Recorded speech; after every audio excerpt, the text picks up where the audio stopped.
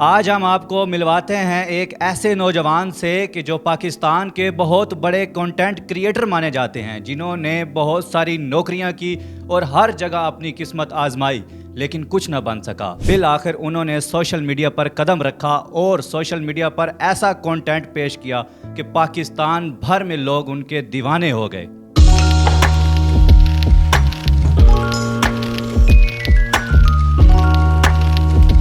السلام علیکم خواتین و حضرات، میرا نام ہے سلیم کیس اور آپ دیکھ رہے ہیں ہیلو پاکستان۔ ناظرین، آج ہم موجود آصف جٹ صاحب کے پاس جیلم شہر کے اندر ان کے آفس پی فار پاکستان میں موجود ہیں، اور آج ہم ان سے جانتے ہیں کہ انہوں نے سوشل میڈیا پر آ کر کیسے اتنا لاکھوں کروڑوں روپے کمایا، اپنا لگژری لائف سٹائل کو اپنایا، اور یہ سب کچھ کیسے ممکن ہوا۔ کیا آپ بھی لاکھوں روپے کما سکتے ہیں؟ جانیے آج کی اس ویڈیو میں۔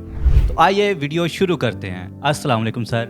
وعلیکم السلام ورحمۃ اللہ۔ کیا حال ہے سر؟ ٹھیک ہیں؟ اللہ کا شکر ہے، لیکن یہ جو باتیں آپ نے میرے بارے میں کی ہیں نا، یہ ساری سن کے حیرانگی ہوتی ہے کہ کیا نہیں جی سر، میں نے جو باتیں کی ہے 100% درست کیا ہے۔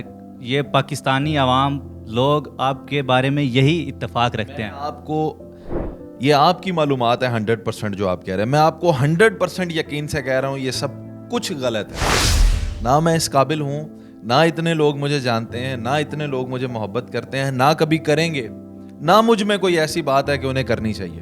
سر یہ آپ کا بڑا پن ہے، 2 ملین فالورز حاصل کرنا کوئی چھوٹی بات نہیں ہوتی۔ آپ کے 2 ملین پلس فالور ہیں فیس بک پر اس ٹائم، اور آپ پاکستان کا ایک بہت بڑا ادارہ پی فار پاکستان کو چلا رہے ہیں۔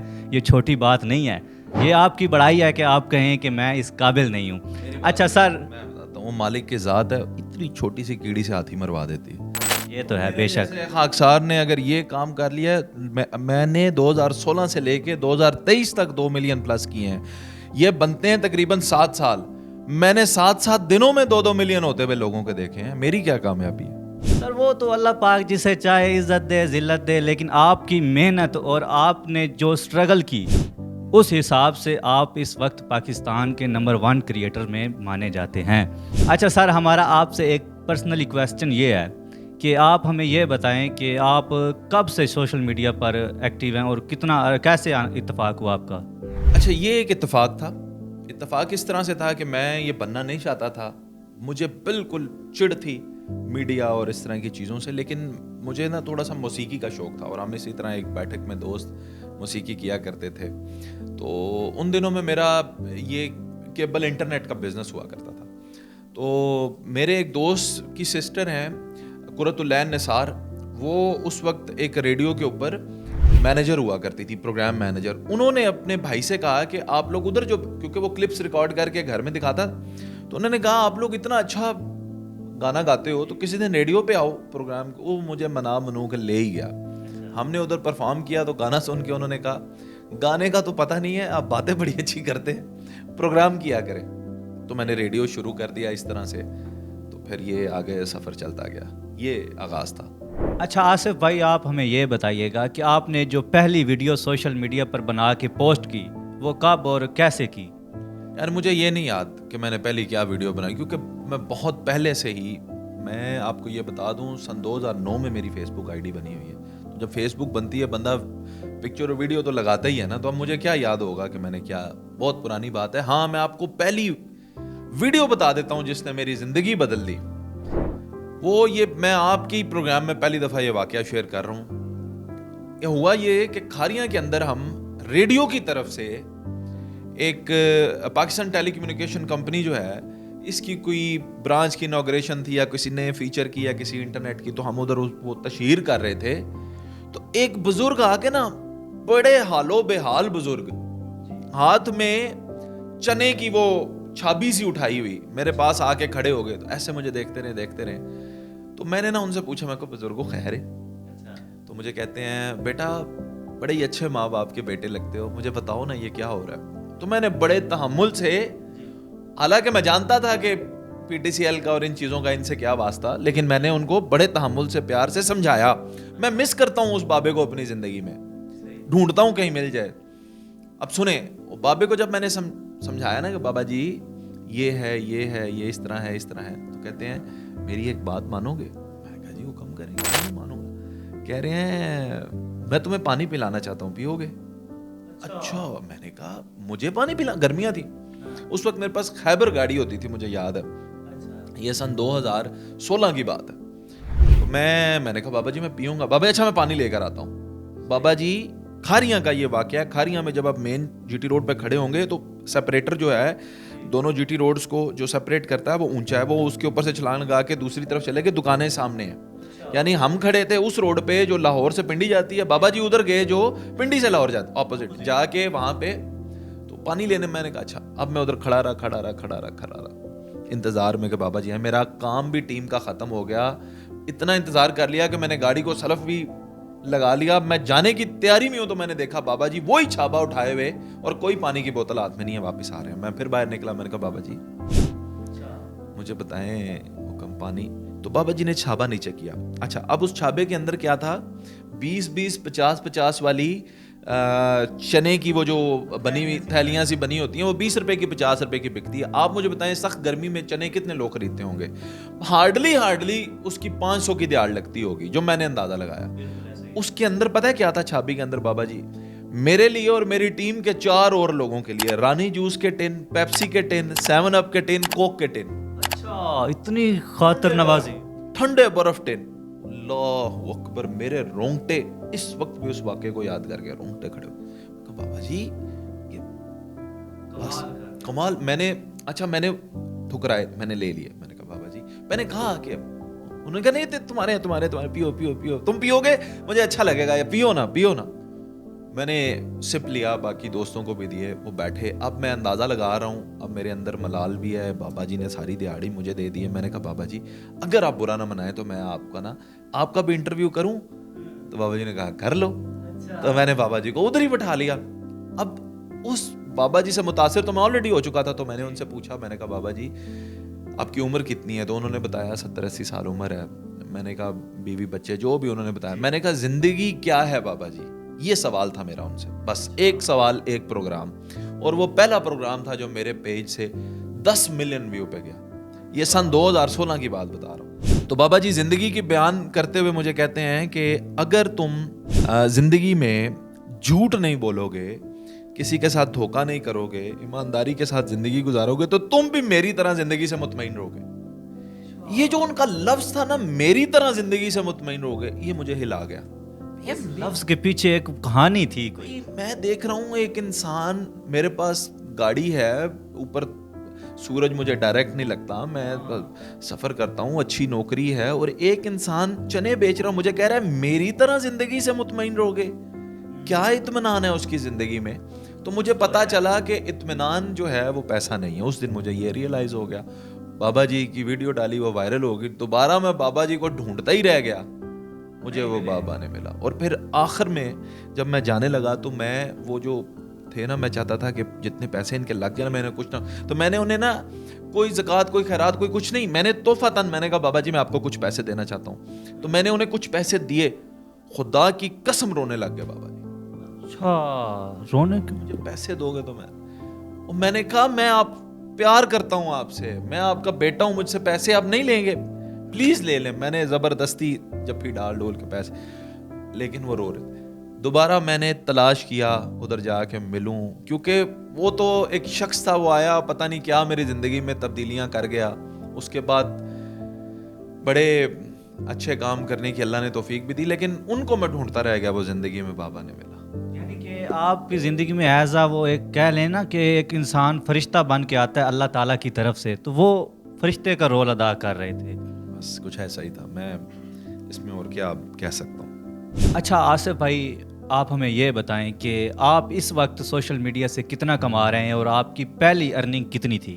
میں آپ کو ضرور بتا دیتا ہوں. ایگزیکٹلی یہ کہنا کہ جی اتنے پیسے کما رہے ہیں, یہ بالکل بھی غیر مناسب بات ہے.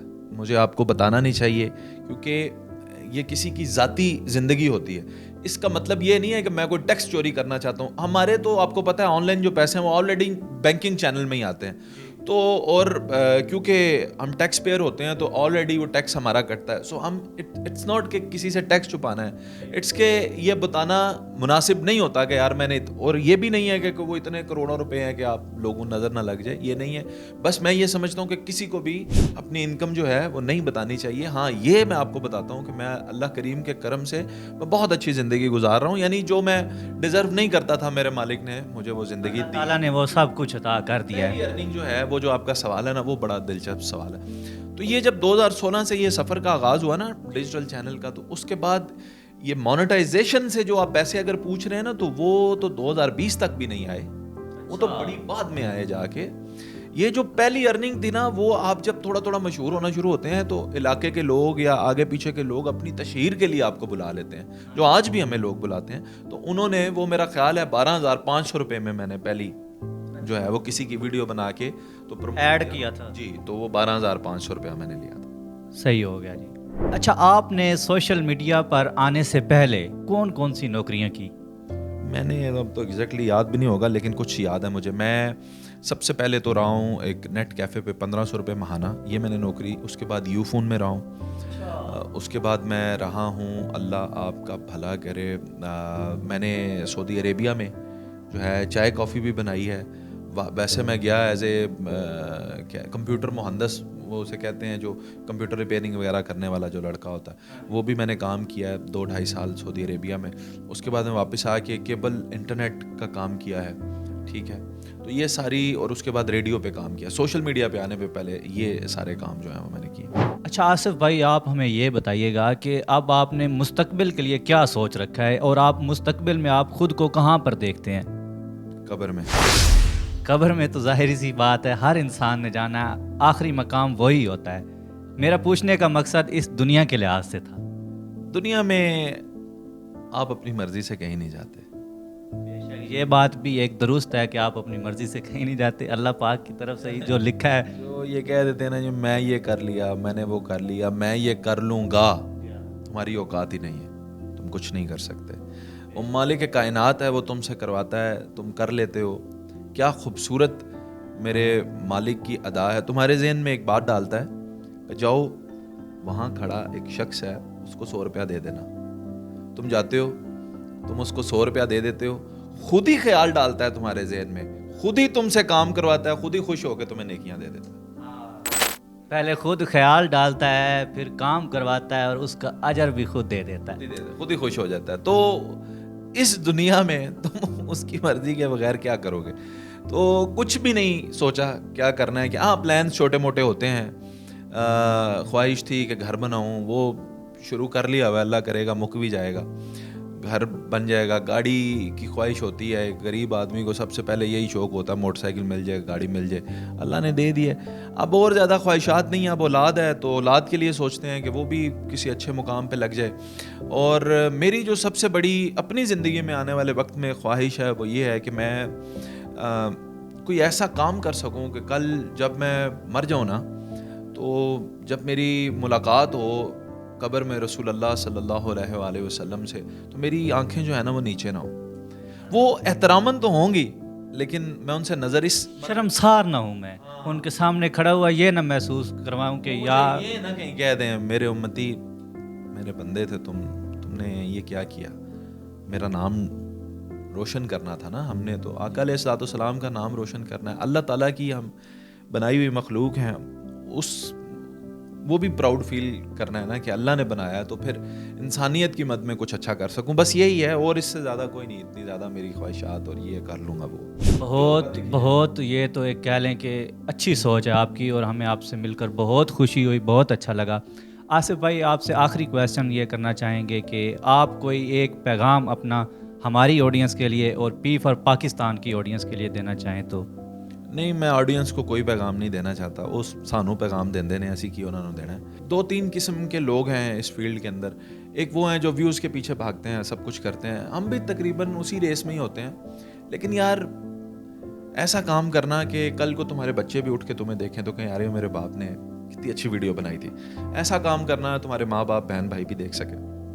ایسا کام کرنا کہ معاشرے میں تمہارے رشتہ دار، تمہارے اہل علاقہ تمہیں دیکھ کے فخر محسوس کر سکیں، نہ کہ ان کا شر. جب ان سے یہ کہنا کہ فلاں یہ ہیلو پاکستان ہوگا، نہیں ساڈا کچھ نہیں لگتا. یہ بات ہے. اچھا، جو نئے لوگ آنا چاہتے ہیں اس فیلڈ میں، سوشل میڈیا پر کام کرنا چاہتے ہیں، ان کے لیے کوئی موٹیویشنل، کیونکہ آپ اس وقت آئیڈیل ہیں ہمارے لیے ایک، ان کو کچھ پیغام؟ نہ ہی آؤ. کیوں اتنی برائی کیا ہے اس میں؟ برائی کیا، بغیر استاد کے اس فیلڈ میں نہ آئیں بس. یعنی کہ کوئی نہ کوئی آپ کا استاد ہونا چاہیے، آپ کسی کو استاد منتخب کر کے پھر آ جائیں اس فیلڈ میں. آپ شاید چل جائیں گے. اگر استاد نہیں ہے نا اس فیلڈ میں آ گئے تو یہ ایک جنگل ہے، اور جنگل میں ادھر بہت سارے لوگوں نے عجیب و غریب منگل کیا ہوا ہے. تو آپ کو جو صحیح لگے گا نا آپ وہ کرنا شروع کر دیں گے. جس میں پیسہ آنا شروع ہو جائے گا آپ وہ کرنا شروع کر دیں گے. شیر بھوکا ہوتا ہے تو گھاس نہیں کھاتا. تو امید کرتا ہوں کہ ناظرین آپ کو یہ ویڈیو بہت پسند آئی ہوگی. ہمارے ساتھ آج موجود تھے آصف جٹ بھائی، جو کہ اس وقت سوشل میڈیا پر ایک بہت اعلیٰ مقام رکھتے ہیں. تو امید کرتا ہوں کہ یہ ویڈیو پسند آئے. اگر پسند آئی ہے تو لائک، کمنٹ، شیئر ضرور کریں. ملتے ہیں اسی طرح کی مزید اچھی ویڈیوز میں. تب تک کے لیے اللہ حافظ.